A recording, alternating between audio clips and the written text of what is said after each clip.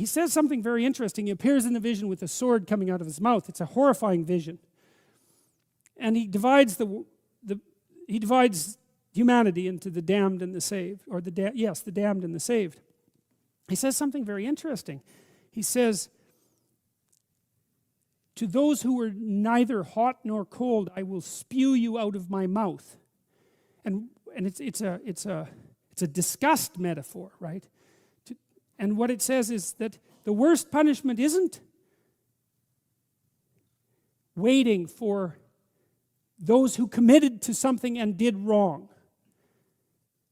The worst punishment is reserved for those who committed to nothing and stayed on the fence. Does being lukewarm mean that Jesus will spit you out and you'll lose your salvation? Let's go through Revelation 3:15-16. So many think Jesus' words here to the Laodicean church show that believers can forfeit their salvation, but the context shows otherwise. Lukewarm water is useless. The figurative language of spewing a person out signals Christ's rejection of their complacency. It's not about their loss of salvation. In Revelation chapters 2-3, Jesus rebukes all 7 churches for some fault, threatening consequences like removing candlesticks, fighting with the sword of his mouth, or bringing tribulation. None of those are a loss of salvation, so we should be careful to interpret words like that too hastily.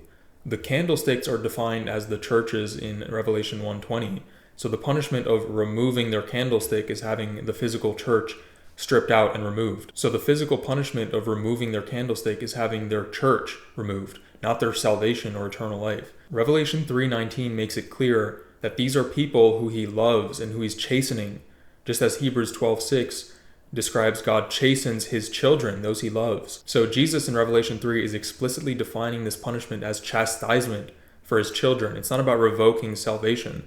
Chastisement is not the punishment of revoking salvation or sending someone to hell, so it cannot mean that here. We should be careful not to read our ideology into harsh language, which could just as well signal harsh punishment or chastisement, divine discipline, not being tossed into hell. So when it's figurative, let the context speak. Don't just assume what terms mean. And this applies to other texts as well that use metaphors like fire and stuff of that nature.